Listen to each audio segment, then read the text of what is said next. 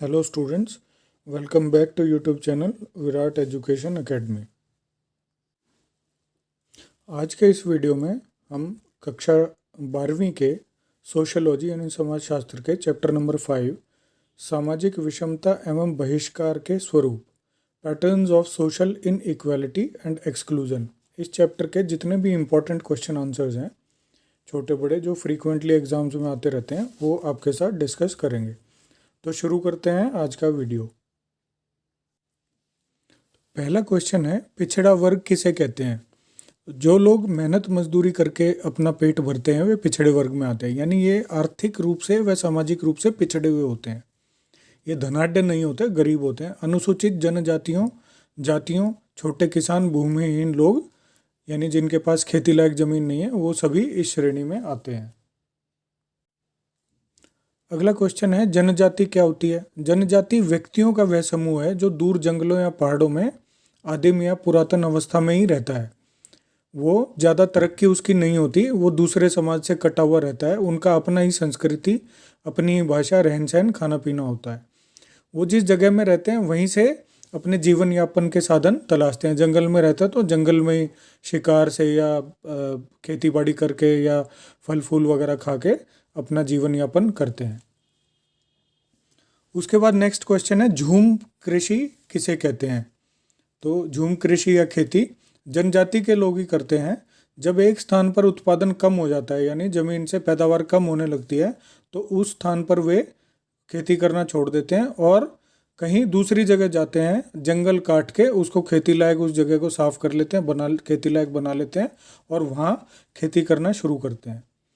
जब वहाँ पैदावार कम हो जाती है तो फिर तीसरी जगह ढूंढते हैं। तो इसी पैटर्न को क्या कहते हैं?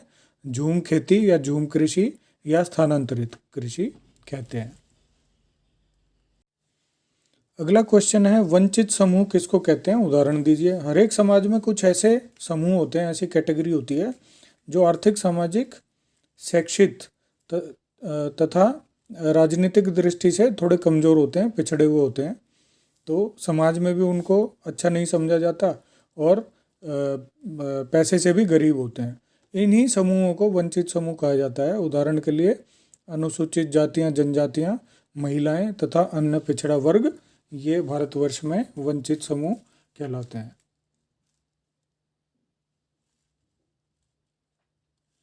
अगला क्वेश्चन है, क्षतिपूर्ति विभेद नीति का क्या अर्थ है? तो हर एक समाज में कुछ वंचित समूह होते हैं। इन वंचित समूहों को समान अवसर उपलब्ध कराने के लिए सरकारों द्वारा कुछ विशेष अवसरों का प्रावधान किया जाए तो उसे क्षतिपूर्ति विभेद नीति कहा जाता है। यानी कि उनकी जो क्षति हो रखी है उन सामाजिक और आर्थिक रूप से, उसको भरपाई करने के लिए जो नीतियां बनाई जाएं उनको क्षतिपूर्ति विभेद नीति कहा जाता है। भारत में उदाहरण के लिए इन वंचित समूहों के लिए एक रिजर्वेशन रखा गया है जो पढ़ाई में भी है और नौकरियों में भी है।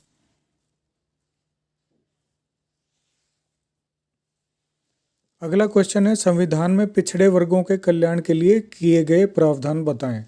तो संविधान में क्या किया है? मेन तो उनके लिए आरक्षण दिया गया है। ये आरक्षण कहाँ कहाँ? शिक्षण संस्थाओं में तथा सरकारी नौकरियों में ये आरक्षण दिया गया है ताकि वो अपनी सामाजिक स्थिति व आर्थिक स्थिति को सुधार सकें और जो मेन धारा है समाज की उसमें अपने आप को ढाल सकें। अल्पसंख्यकों को भी अपना धर्म मानने की छूट दी गई है। नेक्स्ट क्वेश्चन है, प्रारंभिक सुधार आंदोलनों के कौन से नेताओं ने स्त्री सुधार में योगदान दिया? तो प्रारंभिक सुधार आंदोलनों में प्रसिद्ध नेता थे राजा राम मोहन राय, ईश्वर चंद्र विद्यासागर, केशव चंद्र सेन, ज्योतिबा फूले, स्वामी दयानंद सरस्वती, स्वामी विवेकानंद, महर्षि कार्वे, गोविंद रानाडे इत्यादि। तो इन्हीं सब जो नेता थे, इन्हीं सब नेताओं ने स्त्रियों की निर्योग्यताओं की आलोचना की तथा स्त्री सुधार के लिए काफ़ी कदम उठाए और इनका स्त्री सुधार में बहुत योगदान है। अगला क्वेश्चन है, असक्षमता से आप क्या समझते हैं? समाज में कुछ ऐसे लोग होते हैं जो किसी बीमारी, विकलांगता या बेसहारा होने के कारण स्थायी या अस्थायी रूप से कार्य करने में सक्षम नहीं होते। तो इन लोगों की इसी प्रकार की स्थिति को असक्षमता कहते हैं। अगला क्वेश्चन है, निर्धनता का असक्षमता से क्या संबंध है? तो निर्धनता का असक्षमता से गहरा संबंध है। इसका कारण यह है कि निर्धन स्त्रियां कुपोषण, बीमारियां और अधिक लोगों में घर में दुर्घटना इत्यादि का शिकार हो जाते हैं तथा असक्षमता आती है। इसी कारण ही बच्चे बड़े होकर असक्षत तथा विकलांग हो जाते हैं। यानी कि निर्धन है तो कुपोषण है, वही मेन कारण है असक्षमता का। या कोई दुर्घटना हो गई तो इलाज कराने में सक्षम नहीं है क्योंकि निर्धनता है, तो ये एक कारण है। तो इसीलिए हम कह सकते हैं कि निर्धनता का असक्षमता से संबंध है। अगला क्वेश्चन है, जनजातियों को शिक्षा लेने के लिए कैसे प्रोत्साहित किया जा रहा है?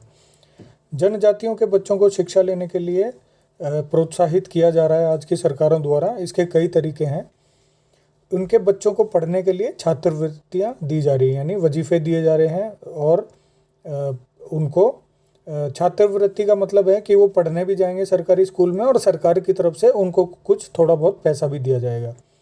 उनके बच्चों को मुफ्त किताबें बांटी जा रही हैं और मुफ्त जो है कपड़े भी दिए जाते हैं। जो स्कूल की यूनिफॉर्म होती है वो भी मुफ्त दी जाती है।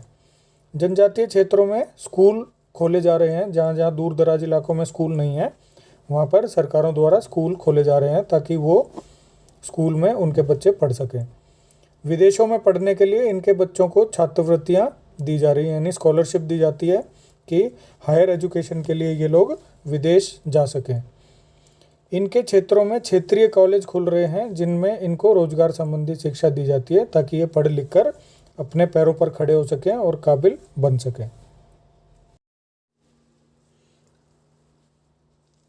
अगला क्वेश्चन है, जनजातियों को कौन सी समस्याओं का सामना करना पड़ता है? तो कुछ मेन समस्याएं हैं जो हम यहाँ बताएंगे। जनजातीय लोग इतने दूर घने जंगलों या पहाड़ों में रहते हैं कि वहाँ यातायात के साधन तथा संचार की सुविधाएं भी नहीं पहुँच पाई है, जिनसे वह आज के वैज्ञानिक युग की तरक्की से अनजान है। इस कारण इन लोगों का और जातियों का लगातार शोषण हो रहा है। जब इन लोगों को पैसे की ज़रूरत होती है तो साहूकार बहुत ज़्यादा ब्याज पर इनको ऋण देते हैं और इनकी बनाई हुई चीज़ें बहुत ही कम दाम पर खरीदते हैं। इस तरह इनका शोषण होता रहा है। आजकल नए उद्योग लगने शुरू हो गए हैं जहाँ पर उद्योगों के मालिक इन लोगों को बहुत कम मजदूरी पर काम पर रख लेते हैं, क्योंकि इन्हें आजकल के समाज का ज्ञान नहीं होता है, उससे अनजाने रहते हैं, इसलिए कम मजदूरी में इनको काम पे रखा जाता है। इनकी मजबूरी होती है, ये काम कर लेते हैं कम मजदूरी में, लेकिन उसकी वजह से क्या होता है, इनकी आर्थिक स्थिति लगातार बिगड़ ही रही है। आजकल नए नए अफसर इनके क्षेत्रों में जाने लगे हैं, तो भ्रष्टाचार के कारण वे अफसर इनके अंदरूनी मामलों में दखल देते हैं और इनका शोषण करते हैं। राज्य सरकारें जनजातियों के सुधार के लिए क्या क्या कदम उठा रही हैं? तो कुछ कदम नीचे दिए हुए हैं जो सरकारें उठाती हैं। इन्हें निःशुल्क शिक्षा दी जा रही है, इन्हें छात्रवृत्तियां दी जा रही हैं, यानी शिक्षा के लिए कोई पैसा नहीं लिया जाता, स्कॉलरशिप भी दी जाती है। किताबें और स्कूल यूनिफॉर्म मुफ्त दी जाती है। इनकी भूमि पर सिंचाई की व्यवस्था सरकार करती है। उनमें छोटे छोटे उद्योगों का विकास किया जा रहा है जिस क्षेत्र में रहते हैं, और इनके क्षेत्रों में यातायात और संचार के साधनों का भी विकास किया जा रहा है।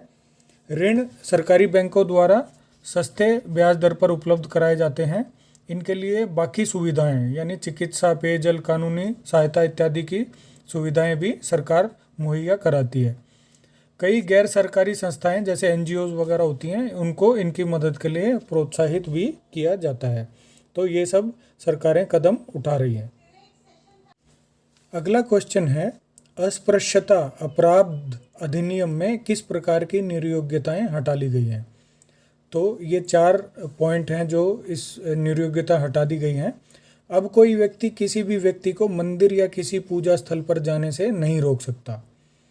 होटलों, पार्कों, क्लबों इत्यादि में जो भी पब्लिक प्लेसेस हैं, इनमें हर किसी को जाने की छूट होगी, चाहे वो किसी भी जाति या धर्म का हो। प्रत्येक व्यक्ति किसी भी तालाब, नदी या कुएं से पानी पीने, नहाने के लिए पानी भर सकेगा, उस पर कोई रोक टोक नहीं होगी, चाहे वो किसी भी जाति का हो। अगर कोई इन निरयोग्यताओं को मानेगा तो उसे कैद या जुर्माना या दोनों हो सकते हैं। तो ये जो चीज़ें हैं, जो छूटें दी हैं, अगर इनमें फिर भी कोई रोक टोक करता है तो उसको कैद या जुर्माना का कानूनन प्रावधान भी है। अगला क्वेश्चन है बच्चों, 20 सूत्रीय कार्यक्रम क्या था? तो 1975 में श्रीमती इंदिरा गांधी ने आपातकाल घोषित कर दिया था तथा निर्बल तथा शोषित वर्ग को ऊपर उठाने के लिए 20 सूत्रीय कार्यक्रम की घोषणा की। इस कार्यक्रम की विशेषताएं निम्नलिखित हैं। सीमा से ज़्यादा भूमिहीनों को दी जाएगी, यानी किसी एक जमींदार के पास बहुत ज़्यादा जमीन है तो उसको उससे अधिग्रहित करके जो भूमिहीन मजदूर या किसान है उनको दे दी जाएगी। बेगार प्रथा को गैरकानूनी घोषित किया जाएगा। बेगार यानी बिना किसी तनख्वाह के जो मजदूरों से काम कराया जाता था वो गैरकानूनी हो गया। खेती करने वाले मजदूरों के लिए न्यूनतम वेतन घोषित किया जाएगा, यानी उतना कम से कम एक लिमिट होगी जो उनको मिलेगा ही मिलेगा। ज़्यादा बिजली उत्पादन के कार्यक्रम चलाए जाएंगे। कपड़े में सुधार तथा उसके वितरण की व्यवस्था की जाएगी। आर्थिक अपराध करने वालों को कठोर सजा दी जाएगी। आर्थिक अपराध मतलब जो किसी का पैसा लूटना खाना या जो महाजन लोग जैसे करते थे तो उसमें कठोर सजा दी जाएगी। पूंजी नियोजन की व्यवस्था को सरल किया जाएगा, यानी पूंजी नियोजन कैपिटल इन्वेस्टमेंट का जो भी है उसको थोड़ा सा सरल करेंगे उस व्यवस्था को जो सरकारी व्यवस्था है। यातायात के लिए राष्ट्रीय परमिट व्यवस्था को शुरू किया जाएगा, यानी किसी एक स्टेट की गाड़ी जो यातायात मतलब जो सामान को इधर से उधर ले जाते हैं वाहन, उनको पूरे देश में चलने के लिए राष्ट्रीय परमिट की व्यवस्था कर दी जाएगी। विद्यार्थियों को जरूरी चीज़ें सही मूल्यों पर दी जाएंगी। पढ़े लिखे लोगों के लिए रोजगार की ट्रेनिंग की व्यवस्था की जाएगी ताकि वो स्किल्ड बने और अपने पैरों पर खड़े हो सकें। उत्पादन बढ़ाकर वितरण प्रणाली ठीक की जाएगी। गरीबों को घर बनाने के लिए जमीन दी जाएगी। ग्रामीण लोगों के ऊपर जो कर्ज था वो उसको ख़त्म करने की व्यवस्था की जाएगी और 50 लाख हेक्टेयर ज़मीन पर सिंचाई की व्यवस्था की जाएगी। तो ये सब इतने सारे जो है कदम जो है श्रीमती इंदिरा गांधी ने 20 सूत्रीय कार्यक्रम के दौरान उठाए ताकि निर्बल जो कमज़ोर और शोषित वर्ग है वो भी ऊपर उठ सके। अगला क्वेश्चन है बच्चों, आधुनिक समय में औरतों की स्थिति किस प्रकार की है? तो हम ये कह सकते हैं कि आज के समय में औरतों की स्त्रियों की स्थिति काफ़ी अच्छी है। उसके निम्न कारण है। अब औरत सिर्फ घर में ही दासी नहीं रह गई है, उसको घर में हर प्रकार के अधिकार प्राप्त हैं। घर के प्रत्येक फैसलों में उसकी सलाह ली जाती है तथा उसकी बात भी मानी जाती है। घर का हर काम खाना बनाने से लेकर के बच्चों की शिक्षा तक सब जो है स्त्री के सहारे ही चलता है। आजकल विधवा विवाह हो रहे हैं, बाल विवाह बहुपत्नी विवाह खत्म हो गए हैं। औरतों को तलाक का अधिकार मिल गया है। औरतें शिक्षा प्राप्त करने के लिए बाहर जा सकती हैं। आजकल औरतों को संपत्ति रखने का अधिकार है। पिता की संपत्ति में बराबर का हिस्सा जो है वो कोर्ट ने डिसाइड कर दिया है। औरतें घर से बाहर जाकर नौकरियां भी कर रही हैं और आर्थिक तौर पर आत्मनिर्भर भी हो रही हैं। अब औरतों को शिक्षा प्राप्त करने के लिए कई सुविधाएं दी जाती हैं। मुफ्त शिक्षा, छात्रवृत्तियां यानी स्कॉलरशिप्स इत्यादि कुछ ऐसे उपाय हैं जिनसे स्त्रियों को शिक्षा प्राप्त करने के लिए प्रोत्साहित किया जा रहा है। अब इनमें साक्षरता दर भी काफ़ी तेज़ी से ऊपर उठ रही है।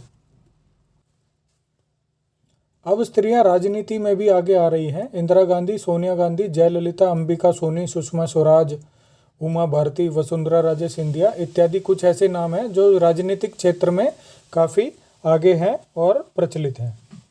तो इस तरह से हम कह सकते हैं कि आज के समय में, आधुनिक समय में स्त्रियों की स्थिति बहुत ही अच्छी है। अगला क्वेश्चन है, स्त्रियों की स्थिति में सुधार के क्या कारण हैं? तो ये जो स्त्रियों की स्थिति में सुधार है, इसके क्या कारण है, किस वजह से सुधार आया, तो ये देख लेते हैं हम। स्त्रियों की स्थिति सुधारने के लिए सबसे पहले प्रयास शुरू किए गए थे वो राजा राम मोहन राय ने सती प्रथा के विरुद्ध और विधवा विवाह के विरुद्ध जो है विधवा विवाह के लिए आवाज़ उठाई थी। इसी वजह से 1829 में सती प्रथा निरोधक कानून बनाया गया और 1856 में विधवा विवाह कानून से विधवा विवाह को मंजूरी मिल गई। यानी यदि कोई स्त्री विधवा हो जाए और वो दोबारा विवाह करना चाहे तो उस कानून को भी मंजूरी मिल गई, जिस कारण से भारतीय समाज के दो बड़े अभिशाप दूर हो गए। इनके बाद भारत में कई संस्थाएं बनी, जैसे कि प्रार्थना समाज, सत्य शोधक समाज, आर्य समाज, ब्रह्मो समाज, जिन्होंने स्त्रियों के लिए आवाज़ उठाई और इन्होंने स्त्रियों की शिक्षा और उनके उत्थान पर भी बहुत जोर दिया। रामाबाई राणाजे, गोविंद रानाडे इत्यादि नाम इनमें काफ़ी प्रमुख हैं। इनके बाद श्रीमती एनी बेसेंट, कस्तूरबा गांधी इत्यादि ने भी औरतों के उत्थान के लिए आवाज़ उठाई और इनकी स्थिति को सुधारने में एक महत्वपूर्ण योगदान दिया। आज़ादी के बाद कई तरह के कानून पास हुए जिनकी मदद से औरतों को बहुत से अधिकार प्राप्त हुए। पश्चिमी शिक्षा के प्रभाव में भी स्त्रियों की स्थिति में काफ़ी परिवर्तन आए। तो इन सब कारणों की वजह से हम कह सकते हैं कि स्त्रियों की स्थिति में काफ़ी सुधार हुए। अगला क्वेश्चन है, शिक्षा ने महिलाओं के हालात बदलने में कैसे मदद करी? तो शिक्षा ने महिलाओं के हालात बदलने में काफ़ी मदद की है, जिसका वर्णन निम्नलिखित है। शिक्षा की वजह से औरतों में अपने अधिकारों के प्रति जागृति पैदा हुई और वो अपने अधिकारों के लिए लड़ने लगी। शिक्षा की वजह से औरतें अब घर से बाहर निकलकर दफ्तरों में काम करने लगी। बाहर काम करने की वजह से औरतें पैसा कमाने लग गई, जिससे वे आर्थिक तौर पर आत्मनिर्भर बन गई। शिक्षा प्राप्त करने की वजह से औरतों की सामाजिक स्थिति भी अच्छी हो गई। अब कोई भी उनका शोषण करने से पहले 10 बार सोचता है, क्योंकि औरतों की सुरक्षा के लिए बहुत से कानून भी बन गए। शिक्षा प्राप्त करने की वजह से औरतें राजनीतिक क्षेत्र में भी काफ़ी आगे बढ़ी और उनके जो है एक अथॉरिटी उनके हाथ में आ गई, जिसकी वजह से उन्होंने राजनीतिक क्षेत्र में और समाज में भी काफ़ी उत्थान किया। जैसे सुषमा स्वराज, अंबिका सोनी, सोनिया गांधी इत्यादि इसके उदाहरण हैं। अगला क्वेश्चन है, अस्पृश्यता क्या होती है? तो यानी छुआछूत। भारतीय समाज में जाति प्रथा का काफ़ी महत्व था। उच्च तथा निम्न जातियों को अस्पृश्यता की सहायता से अलग किया जाता था। अस्पृश्यता की धारणा यह है कि निम्न जातियों के लोगों के छूने से अथवा परछाई से उच्च जातियों के लोग अपवित्र हो जाएंगे।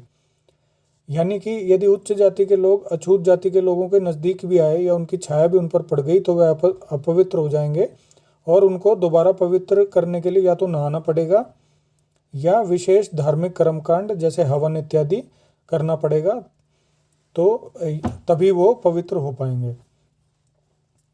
1955 के अस्पृश्यता अपराध कानून से इसको गैर कानूनी घोषित कर दिया गया था। अगला क्वेश्चन है, अस्पृश्यता अपराध कानून 1955 क्या था?